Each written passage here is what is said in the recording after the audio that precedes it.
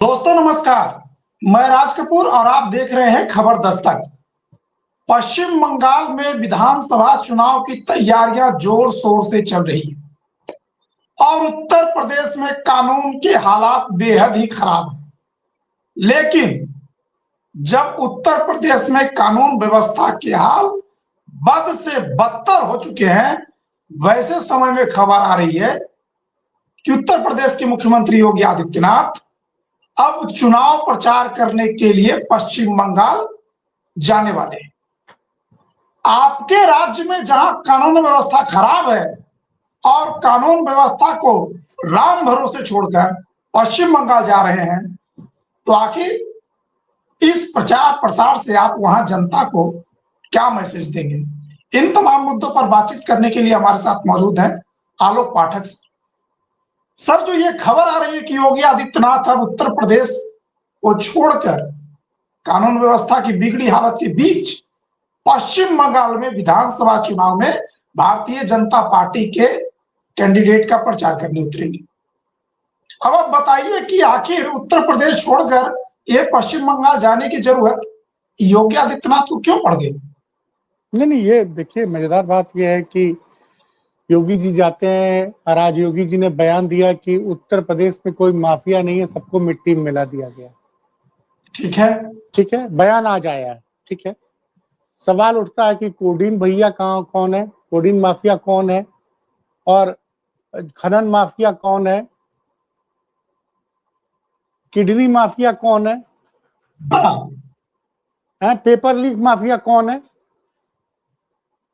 और बड़े बड़े साइबर फ्रॉड चल रहे हैं, ये कौन करा रहा है। और आज एक ऐसे दिन बयान आया जब सुबह सुबह का एक वीडियो वायरल होता है मिर्जापुर का। जिस तरह से मिर्जापुर का वो सीरीज थी ना, अपराध का बहुत बड़ा सेंटर बनाया दिखाया गया था, कालीन भैया। मिर्जापुर में एक वकील साहब थे, सुबह सुबह टहलने निकले, एक आदमी आता है, बाइक से उतरता है और उनको गोली मार के चला जाता, उनकी जान चली जाती। दिन की घटना है, 54 सेकंड का वीडियो जबरदस्त रूप से वायरल है। ये तो आज की घटना है। उसके अलावा बताते हैं ना कि हमने उत्तर प्रदेश में मथुरा में विकास किया, काशी में विकास किया, अयोध्या में विकास किया।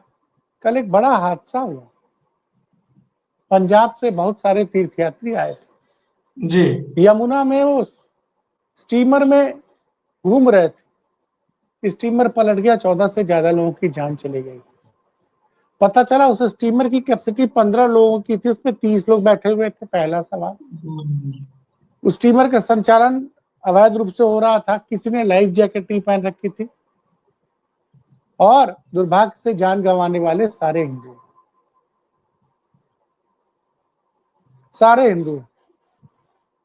क्या कहा जाए। सवाल उठता है कि क्या कहा जाए। कभी कानपुर से खबर आती है, कभी मेरठ से खबर आती है, कभी जो है बदायूं से खबर आती है, कभी गोरखपुर से खबर आती है, कभी बनारस से खबर आती है। हर रोज अपराधी इतने बेलगाम है कि सरेआम किसी को मार दे रहे हैं। और उत्तर प्रदेश की पुलिस की तो पोल खोली, एक अभिषेक नामक युवक ने, उसका हाफ एनकाउंटर किया गया था आजमगढ़ में। जेल से छूटने के बाद उसने बताया कि किस तरह से हमको पुलिस पकड़ के ले गई और क्या क्या किया। वो बयान आप जाके यूट्यूब पे सर्च करके देख सकते हैं जी। भूमि विवाद में देवरिया में एक एसडीएम साहब ने एक वकील साहब को इतना हड़का दिया कि बेचारे की जान चली गई। बवाल मचा तो एसडीएम साहब को ट्रांसफर कर दिया गया, एसपी साहब का ट्रांसफर कर दिया गया। राजधानी लखनऊ में क्या हुआ था अभी, बरसात, पानी बहुत जबरदस्त बरस रहा था। एक नाबालिग लड़की पानी से बचने के लिए एक निर्माणाधीन मकान में खड़ी हो गई, 5 लोगों ने इसकी आबरू लूट ली। क्या बोलूं मैं। और मुझे तो बड़ी, कल मैंने सुना नरेंद्र मोदी जी कह रहे हैं कि जब भाजपा आएगी तो रामराज आ जाएगा बंगाल में। कहां रामराज आ गया? दिल्ली में आ गया या यूपी में रामराज आ गया?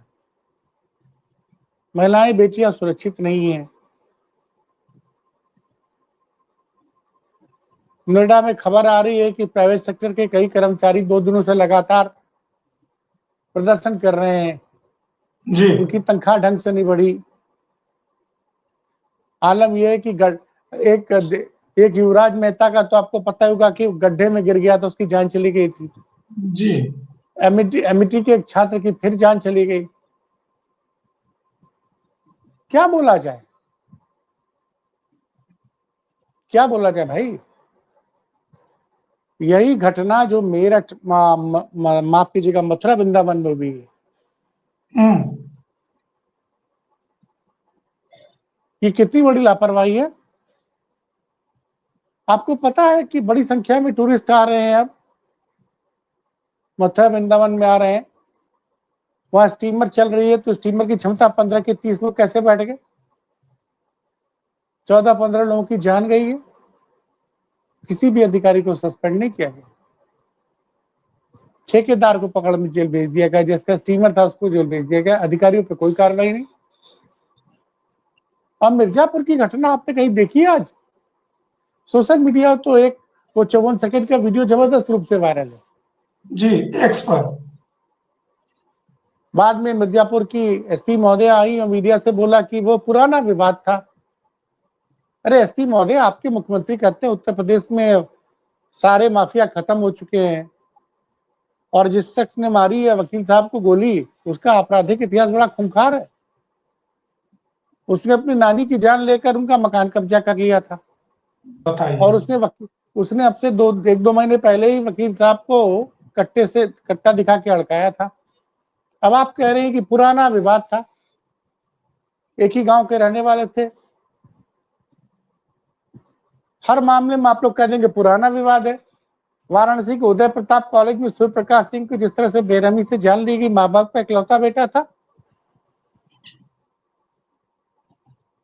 फिल्मी स्टाइल में कोई आ रहा है, ठोक दे रहा है। और सबसे बड़ा सवाल इसका है राज कपूर जी कि आज एक सवाल हमारे समाज से भी है। वो जब शूटर जो मारा उसके साथी मोटरसाइकिल पे बैठा हुआ था, जब मार के गया तो मोटरसाइकिल स्टार्ट नहीं हो पाई जी। 15-20 बार किक मारा। फिर वो पीछे बैठा तो लोग जो है उसको पकड़ने दौड़े तो उसने कट्टा दिखा दिया। हम लोगों को आत्मरक्षा की और इस तरह की ट्रेनिंग सीखनी चाहिए। आप पत्थर चला सकते थे, कुछ चला सकते थे, पब्लिक उसको पकड़ सकती थी। जी। इस मामले में तो बिहार बढ़िया था कि बिहार में फारबिसगंज की घटना थी ना, फारबिसगंज, हाँ, जहां पे पार्किंग को लेकर विवाद हुआ तो सत्तू वाले ने टेम्पो वाले को बुरी तरह से मार डाला।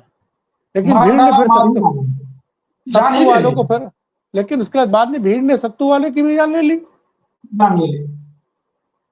बहुत दुर्भाग्यपूर्ण घटना थी। आप ये देखिए ना, जैसे यूपी कॉलेज का भी घटना थी। वो लड़का सूर्य प्रकाश सिंह को गोली मारता है, उसके बाद चला जाता है, कोई उसको पकड़ने की कोशिश नहीं करता है। और सबसे बड़ी बात, इतने हादसे होते हैं। योगी जी अब से कुछ देर बाद वो एक चैनल बता रहा है कि योगी जी 20 सभाएं करेंगे बंगाल में। अच्छा। अरे क्या बताएंगे बंगाल में जाके कि कौन सा रामराज चल रहा है उत्तर प्रदेश में? कौन सा रामराज चल रहा है? यही मिर्जापुर की घटना अगर बंगाल में भी होती तो नेशनल मीडिया आज हल्ला मचा रहा होता, तब तो प्राइम टाइम डिबेट चल रहा होता। लेकिन घटना चूंकि मिर्जापुर में उत्तर प्रदेश में हुई है, विज्ञापन के बोझ से दबे हुए हैं मीडिया हाउसेस सारे। प्रशासन पे क्यों नहीं मीडिया सवाल उठा रहा है तीर्थयात्रियों की जिस तरह से जान गई है मथुरा में? आप उत्तर प्रदेश में स्थितियां, अभी प्रीपेड मीटर को लेकर बवाल चल रहा है। केंद्र सरकार ने कहा कि किसी के यहां भी प्रीपेड मीटर नहीं लगेगा, लगा दिया गया, लोग परेशान है। किसी चीज की कोई चिंता ही नहीं है।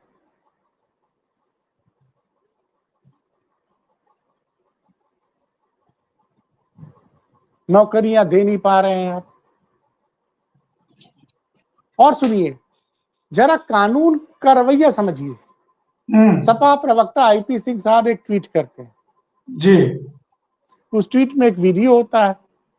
उस वीडियो देखकर एक साहब, कोई सिंह साहब, तो उनकी भावना आहत हो जाती है। भावना आहत हो गई। वो चले जाते हैं हजरतगंज थाने के जो इंस्पेक्टर विक्रम सिंह महान आदमी है, मैं उनको हमसे प्रणाम करता हूँ। कोई आदमी पहुंच जाए कि साहब मेरी बहाना, योगी जी को ऐसा कहा, मेरी भावना आहत होगी, विक्रम सिंह तुरंत एफआईआर लिखी। मैं इस घटना का जिक्र क्यों कर रहा हूं, अब मैं बता रहा हूं। स्वामी अमृतेश्वरानंद जी के मीडिया सचिव ने 2 दिन पहले बताया कि महाराज जी के पास 6 तारीख को फोन आया और उसमें ऑडियो मैसेज भेजा गया कि महाराज जी का हाल वही किया जाएगा जो कि अतीक अहमद को किया गया जी।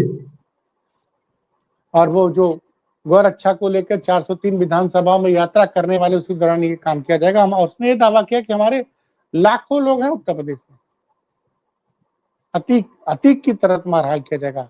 जैसे एक अतीक अशरफ को पुलिस की हिरासत में गोली मारी गई थी,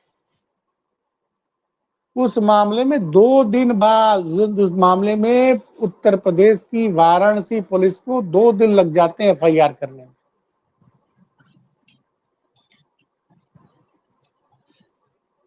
दो दिन लग जाते हैं भाई साहब। अभी तक प्रशासन ने महाराज जी की सुरक्षा बढ़ाने के लिए क्या किया, इस पे कोई अपडेट हम लोग के पास नहीं है, कोई अपडेट नहीं। क्या जाके बताएंगे योगी आदित्यनाथ जी? कोई सवाल नहीं पूछेगा, लेकिन मैं पूछूंगा। आप जाके क्या बताते हैं भाई बंगाल में? आज एक खबर आई कि वो शुभम जायसवाल जो कोडीन कफ सिरप का सरगना था, तो सपा के नगर व्यापार सभा के नेता हैं प्रदीप जायसवाल, उनके एक रिश्तेदार को, उनके भतीजे को, उनके घर की 5 महिलाओं को गिरफ्तार कर लिया गया कि शुभम जायसवाल के पैसे से उन्होंने वहां पे शराब की दुकानें खोल रखी थी। ये खबर जरूर आ गई, दुकानें सील हो गई, उनके घर की 5 महिलाएं। लेकिन कोडीन भैया के बारे में यूपी सरकार क्यों खामोश है? और जो आलोक सिंह का नाम आया था, अमित टाटा का नाम आया था, जो अवैध धन कमाया इन लोगों ने कोडीन सिरप मामले में, उसमें बुलडोजर क्यों नहीं चला? और सिर्फ फोटो के बलबूते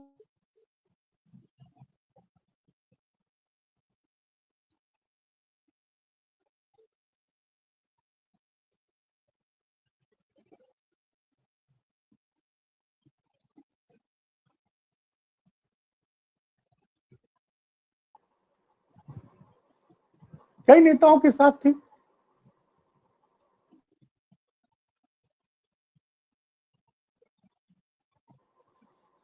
आप कई मुद्दे हैं,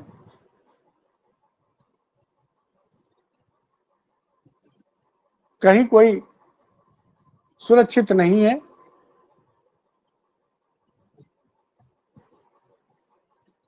कोई इलाज के लिए परेशान है, किसी घर पे कब्जा हो जा रहा है,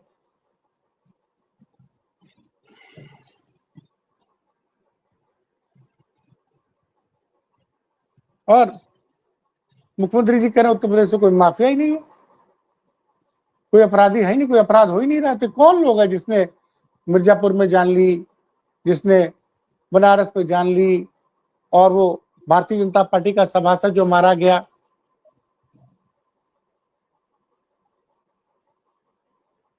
आप बताइए, मेरठ में एक सेंट्रल मार्केट है जी, उसके ध्वस्तीकरण के लिए सुप्रीम कोर्ट ने आदेश दिया है। वहां व्यापारी नारा लगा रहे थे कि मोदी तेरे राज में हमको कटोरा उठाना पड़ा, तो वहां पे एडीएम साहब नाराज हो गए। आई थी तस्वीरें। तो ये हो क्या रहा है? वहां की जनता पूछ रही है। वहां 40,000 लोगों का इतना बड़ा मार्केट था कि 40,000 लोगों का जीवन यापन वहां से होता था। वहां के सांसद महोदय गायब हैं। सरकार का कोई बड़ा मंत्री वहां पहुंचा नहीं अभी तक बात करने के लिए। न मुख्यमंत्री जी को फुर्सत है। मुख्यमंत्री जी, आज एक खबर आई कि ऑस्ट्रेलिया के 2 यूट्यूबर आए थे, उनसे मुख्यमंत्री जी मुलाकात कर ले।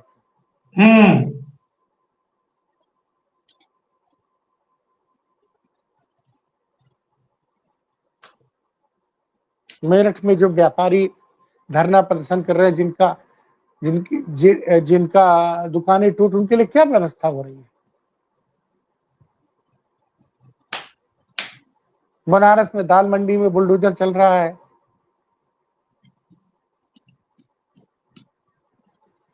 उन लोगों के लिए क्या हो रहा है? आप क्या बताएंगे मुख्यमंत्री जी कि बनारस में जाम की समस्या है, हम रोपवे बना रहे हैं 2023 से, फिर एक नई डेडलाइन आ गई कि नवंबर तक उसका उद्घाटन होगा। 3.5 किलोमीटर का रोपवे आप नहीं बना पाए 2022 से। आप क्या बताएंगे?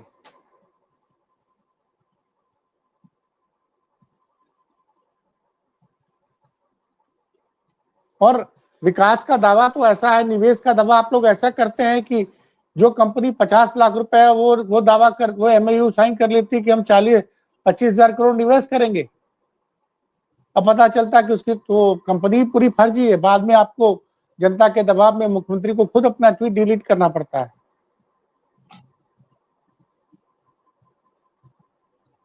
और अंत में एक ही बात बोलूंगा कि जब बदायूं में एचपीसीएल के डीजीएम और असिस्टेंट मैनेजर को मारा गया था, तो हमारे ही चैनल पर उत्तर प्रदेश के पूर्व डीजीपी सुलखान सिंह ने कहा था कि जब तक ऐसे हालात रहेंगे उत्तर प्रदेश में कोई निवेश करने नहीं आएगा। और वो घटना 17 मार्च की थी और आज कल तारीख थी 11 अप्रैल, कुछ भी नहीं बदला। वहां दिन में घुसकर 2 अधिकारियों की जान ली। यहाँ सुबह सुबह दिन के उजाले में एक आदमी टहलने जाता है, वकील उसको अपराधी आके मार के चला जाता है। अपराधी बेलगाम है। फर्जी इनकाउंटर से जिस बंदे का हाफ इनकाउंटर हुआ वो जेल से छूट के बयान दे रहा है, उस पर मीडिया खामोश। स्वामी शंकराचार्य जी को धमकी दी जाती है, 2 दिन बाद एफआईआर दर्ज होती है, जबकि उसकी वीडियो साक्ष्य, ऑडियो साक्ष्य सब है। तो मेरे समझ में नहीं आता है कि योगी आदित्यनाथ किस राम राज्य की बात करेंगे कि उत्तर प्रदेश में उन्होंने कौन सा राम राज्य ला दिया है जिसको सुनकर बंगाल की जनता भाजपा को। अभी हम लोग चर्चा कर रहे थे कि उत्तर प्रदेश में हालात कितने खराब हैं, और मिर्जापुर की घटना का सोशल मीडिया पे वायरल था वीडियो सुबह से।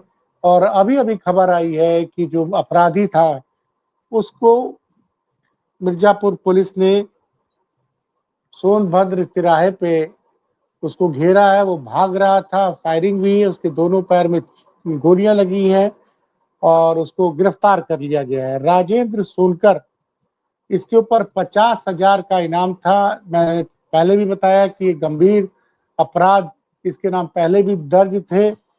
तो ये एक बड़ी खबर आई है अभी कि कम से कम वकील साहब, सिंह साहब, जिनकी सुबह बड़ी बेरहमी से इस राजेंद्र सोनकर ने जान ली थी, इसको जब चेकिंग से जा रहा था रोका गया तो ये भागने लगा। भागने के बाद इसने फायरिंग की, जवाबी फायरिंग की पुलिस ने, पीएससी ने।